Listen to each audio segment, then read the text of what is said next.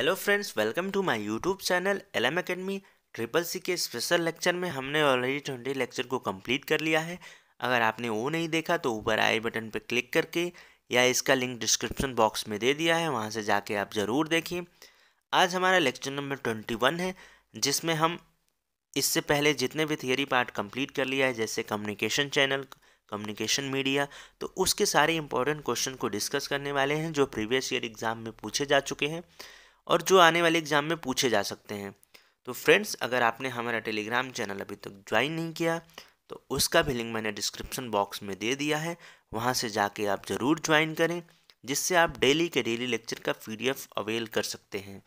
और फ्रेंड्स, अगर आपको वीडियो अच्छी लगे तो वीडियो को ज़्यादा से ज़्यादा लाइक करें, चैनल को सब्सक्राइब करें और अपने दोस्तों को भी शेयर करें।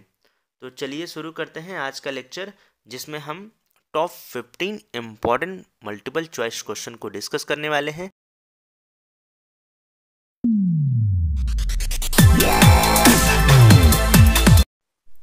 तो फ्रेंड्स, ये हमारा लेक्चर नंबर 21 है।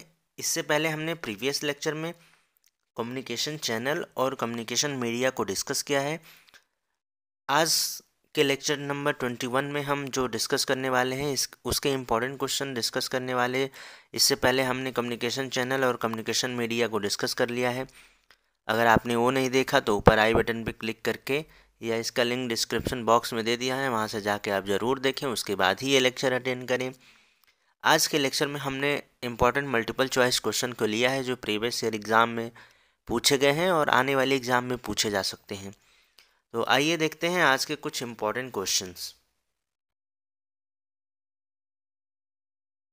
तो आज का जो हमारा पहला क्वेश्चन है, क्वेश्चन नंबर 1 है हमारा, transmission media are usually categorised as dash. तो जो हमारी ट्रांसमिशन मीडिया है उसको कितनी तरह से हमने डिवाइड किया है, कैटेगराइज किया है। तो इसके ऑप्शन है ए फिक्स्ड और अनफिक्स्ड, बी गाइडेड और अनगाइडेड, सी डिटर्मिनेट और इनडिटर्मिनेट, डी मेटालिक और नॉन मेटालिक। तो मैंने जब लेक्चर में करा रहा था कम्युनिकेशन मीडिया, तो उसमें मैंने बताया कि जो कम्युनिकेशन मीडिया हमने उसको दो तरह से डिवाइड किया है, गाइडेड मीडिया जिसको हम वायर्ड मीडिया भी बोलते हैं, और दूसरा हमने बताया था अनगाइडेड जिसको वायरलेस मीडिया भी बोलते हैं।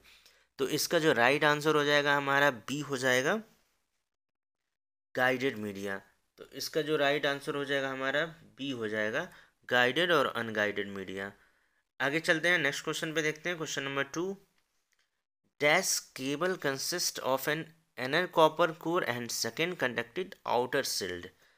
तो इसके ऑप्शन है, यानी कि कौन सा केबल जो है वो इनर कॉपर कोर में होता है और सेकेंड जो होता है आउटर होता है, आउटर शील्ड होता है। तो इसके ऑप्शन है A twisted pair, B coaxial cable, C fibre optics cable और डी हमारा शिल्डेड ट्विस्टेड है। तो मैं आपको लेक्चर जब करा रहा था तो मैंने बताया था कि कोएक्सियल केबल में क्या था, जो इनर में था वो कंडक्टर था, जो सबसे इनर पार्ट था वो हमारा कंडक्टर था। मैं यहाँ पे बता देता हूँ आपको, जब मैं आपको लेक्चर करा रहा था तो जो सबसे इनर वाला पार्ट है, उसके बाद हमारा ये होता था डाई इलेक्ट्रिक, इसको क्या बोलते हैं, डाई इलेक्ट्रिक ब्रेड बोलते थे। और इसके सबसे जो आउटर पार्ट होता था हमारा, ये होता था आउटर शील्ड होता था, और जो इनर पार्ट होता था ये कॉपर कंडक्टर होता था। तो इसका जो राइट आंसर हो जाएगा कोएक्सियल केबल। तो कोएक्सियल केबल में क्या होता था, जो इनर पार्ट होता था वो कॉपर कंडक्टर होता था और ये आउटर पार्ट आउटर शील्ड होता था। तो ये हम कॉपर कोएक्सियल में ही देखते थे। तो इसका जो करेक्ट आंसर हो जाएगा हमारा कोएक्सियल हो जाएगा। आगे चलते हैं, नेक्स्ट क्वेश्चन देखते हैं। Question number 3, in fibre optics the signal is dash waves. तो जो फाइबर ऑप्टिक्स होते हैं उसमें सिग्नल किस तरह के वेव्स होते हैं। तो इसके ऑप्शन है A light waves, B radio waves, C infrared waves और डी वेरी लो फ्रिक्वेंसी। तो जो फाइबर ऑप्टिक्स होता है, फाइबर ऑप्टिक्स में मैंने बताया था कि लाइट वेव्स का यूज़ करते हैं, और जो लाइट वेव वो होता है उस फाइबर ऑप्टिक्स में क्या होता है कि reflection, in total internal reflection पे वर्क करता है, और इसमें हम लाइट वेव्स का यूज़ करते हैं, जैसे लेज़र बीम वगैरह हो गया। तो इसका जो करेक्ट आंसर हो जाएगा हमारा ए हो जाएगा, लाइट वेव्स। आगे चलते हैं, नेक्स्ट क्वेश्चन देखते हैं, question number 4। Which of the following primary uses guided media. तो सबसे पहले गाइडेड मीडिया में कौन सा यूज़ किया गया था ये पूछ रहा है। तो इसके ऑप्शन है: A cellular telephone system, B local telephone system, C satellite communication, D radio broadcasting. तो जो सबसे पहले गाइडेड मीडिया में यूज़ होता था, गाइडेड मीडिया जहाँ यूज होता था लोकल टेलीफोन सिस्टम में यूज होता था। गाइडेड मीडिया यानी कि वायर्ड। वायर्ड में क्या हमारा आता है, ईथरनेट केबल आता है। ईथरनेट केबल को हम ट्विस्टेड पेयर भी बोलते हैं, आप बोल सकते हैं कि ट्विस्टेड पेयर केबल को ही हम ईथरनेट केबल बोलते हैं। और जो ईथरनेट केबल होता है कहाँ यूज होता था, लोकल एरिया नेटवर्क में, लैन में। लोकल एरिया नेटवर्क को क्या बोलते हैं, लैन भी बोलते हैं। ये सारा मैंने प्रीवियस लेक्चर में बताया है, जब मैंने कम्युनिकेशन मीडिया को डिस्कस किया था तो सब मैंने डिस्कस किया है। आप उसे ज़रूर देखें, उसके बाद ही ये क्वेश्चन वाला पार्ट अटेंड करें, ये सारे क्वेश्चन आपके हो जाएंगे। तो जो गाइडेड मीडिया प्राइमरी कहाँ यूज होता था पहले, लोकल टेलीफोन सिस्टम में। तो इसका राइट आंसर हो जाएगा बी, हो जाएगा लोकल टेलीफोन सिस्टम। आगे चलते हैं, नेक्स्ट क्वेश्चन देखते हैं, question number 5। Which of the following is not guided medium. इसमें से कौन सा गाइडेड मीडियम नहीं है। तो इसके ऑप्शन से: A twisted pair cable, B coaxial cable, C fibre optics cable, D atmosphere. तो गाइडेड मीडिया यानी वायर्ड मीडिया। वायर्ड मीडिया में ट्विस्टेड पेयर केबल भी होगा, कोएक्सियल भी होगा और फाइबर ऑप्टिक्स केबल भी होगा। ये तीनों ही आते हैं हमारे गाइडेड मीडिया यानी वायर्ड मीडिया में। जो एटमॉस्फेयर होता है ये हमारा गाइडेड मीडिया में नहीं आता है। तो इसका जो राइट आंसर हो जाएगा फिफ्थ का डी, एटमॉस्फेयर। आगे चलते हैं, नेक्स्ट क्वेश्चन देखते हैं, question number 6। In an optical fibre the inner core is dash the cladding. तो क्लैडिंग से इनर कोर क्या होता है, इसके ऑप्शन से: ए डेंसर देन, जो कोर होता है वो क्लैडिंग से डेंसर होता है, लेस डेंसर होता है, सेम डेंसिटी का होता है, या अनदर नेम फॉर, बोल सकते हैं कुछ भी, सेम डेंसिटी या डेंसर। तो इसका जो राइट आंसर हो जाएगा हमारा डेंसर हो जाएगा। जो कोर होता है वो डेंसर होता है क्लैडिंग से। तो इसका जो राइट आंसर हो जाएगा ई हो जाएगा। जो इनर कोर होता है हमारा ऑप्टिकल फाइबर का, जैसे ऑप्टिकल फाइबर में जब पढ़ाया था तो आप देखे होंगे उसमें बहुत सारे लेयर्स होते हैं। पहला तो कोर होता है, फिर क्लैडिंग होता है, फिर प्रोटेक्टिव कोटिंग होता है। तो ये 3 लेयर होता है। तो जो कोर होता है हमारा डेंसर होता है क्लैडिंग से। ये ऐसा बनाया जाता है जिससे टोटल इंटरनल रिफ्लेक्शन और लाइट बीम्स हमारी भेजी जा सके। लाइट बीम से ये डेटा भेजते हैं। तो ये हमारा फाइबर ऑप्टिक्स का वर्किंग हो गया, जिसमें इनर जो होता है हमारा सबसे इनर कोर होता है वो क्लैडिंग से ज़्यादा डेंसर होता है। तो इसका जो राइट आंसर हो जाएगा हमारा ए हो जाएगा। ठीक है, तो फ्रेंड्स ये लेक्चर आपको कैसा लग रहा है ये हमें कमेंट सेक्शन में ज़रूर बताएं। वीडियो अच्छा लगे तो वीडियो को ज़्यादा से ज़्यादा शेयर करें, चैनल को सब्सक्राइब करें, वीडियो को लाइक करें। आगे बढ़ते हैं, नेक्स्ट क्वेश्चन देखते हैं, क्वेश्चन नंबर 7 हमारा है: dash cable consist of 2 insulated copper wires twisted together. तो इसमें से कौन सा केबल जो होता है इंसुलेटेड वायर से एक साथ बंधा होता है। तो इसमें क्या होता है कि जैसे कि इसके ऑप्शन देखते हैं पहले: coaxial cable, B fibre optics, C twisted pair, D none of the above. तो इसका जो राइट आंसर हो जाएगा हमारा ट्विस्टेड पेयर हो जाएगा। ट्विस्टेड पेयर में क्या होता था, ट्विस्टेड पेयर में जो हमारा केबल होता था इंसुलेटेड कॉपर वायर से बना होता था। इसमें जो ट्विस्टेड पेयर का यूज़ करते थे हम लोकल एरिया नेटवर्क यानी लैन में यूज़ करते थे। तो इसको ट्विस्टेड पेयर क्या होता था कि the wire twisted together which surrounded by insulating material.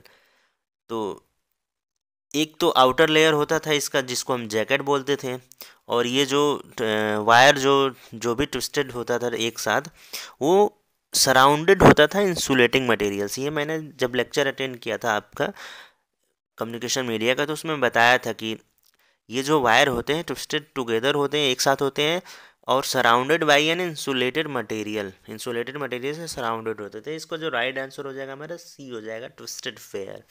आगे चलते हैं, नेक्स्ट क्वेश्चन देखते हैं, question number 8। Dash consist of a central conductor and shield. इसके ऑप्शन है: A coaxial cable, B fibre optics, C twisted pair, D none of the above. तो जो इसका राइट आंसर हो जाएगा कोएक्सियल केबल हो जाएगा। कोएक्सियल केबल क्या होता है? Consist of a central conductor and A shield. अभी मैंने ऊपर जब मैं एक क्वेश्चन करा रहा था उसमें बताया था कि जो कोएक्सियल केबल क्या होता है कि ये हमारा एक इनर पार्ट होता है, ये होता है हमारा कॉपर कंडक्टर, ये होता है हमारा कॉपर कंडक्टर, और ये इंसुलेटेड होता है आउटर शील्ड। तो ये कोएक्सियल केबल में होता है। तो इसका जो राइट आंसर हो जाएगा हमारा coaxial cable. Coaxial cable consist of a central conductor and shield. तो आगे चलते हैं, नेक्स्ट क्वेश्चन देखते हैं। Question number 9, dash cable carry data signal in the form of light. ये बहुत ही इजी क्वेश्चन है। इसके ऑप्शन देख लेते हैं। A coaxial, B fibre optics, C twisted pair, D none of the above. जो फाइबर ऑप्टिक्स केबल होते हैं वो कैरी करते हैं data signals in the form of lights. आगे चलते हैं, नेक्स्ट क्वेश्चन देखते हैं। Question number 10, dash cable can carry signals of higher frequency ranges than dash cable. यानी कि कौन सा केबल होता है वो सिग्नल को कैरी करता है हायर फ्रिक्वेंसी रेंज पे दूसरे केबल से। तो इसके ऑप्शन से A twisted pair fibre optics, B coaxial fibre optics, C coaxial twisted pair, D none of the above. तो जो इसका राइट आंसर हो जाएगा coaxial cable can carry signal of higher frequency ranges than twisted pair. तो जो coaxial cable होता है उस सिग्नल को कैरी करता है हायर फ्रिक्वेंसी रेंज पे ट्विस्टेड पेयर के कंपैरिजन में। जो ट्विस्टेड पेयर होता है जिसको हम ईथरनेट भी बोलते हैं, हायर फ्रिक्वेंसी पे वर्क नहीं करता है, जबकि कोएक्सियल केबल वर्क करता है हायर फ्रिक्वेंसी पे। जिससे कोएक्सियल में क्या होता है कि टीवी, केबल टीवी, इसका एग्जांपल देख सकते हैं कोएक्सियल केबल में। जबकि ईथरनेट का जो ट्विस्टेड पेयर बोलते हैं जिसको, ईथरनेट को हम लैन में यूज़ करते हैं। जैसे कि हमारा कोई भी लोकल एरिया नेटवर्क में अगर इस्टेब्लिश करना हो, मीडिया को, नेटवर्क को इस्टेब्लिश करना हो, तो लोकल एरिया नेटवर्क में करना हो तो हम ट्विस्टेड पेयर का यूज़ करते हैं। जबकि हायर फ्रिक्वेंसी रेंज में कोएक्सियल केबल वर्क करता है, जैसे केबल टीवी नेटवर्क हो गया, तो ये कोएक्सियल केबल इसमें यूज़ करते हैं। तो इसका राइट आंसर हो जाएगा कोएक्सियल केबल और ट्विस्टेड पेयर। आगे चलते हैं, नेक्स्ट क्वेश्चन देखते हैं। Question number 11, in A fibre optics cable the signal is propagated along the inner core by dash. तो फाइबर ऑप्टिक्स केबल में जो सिग्नल प्रोपोगेट करता है इनर कोर में, वो किस किस मैकेनिज्म के थ्रू करता है? इसके ऑप्शन से A reflection, B refraction, C modulation, D none of the above.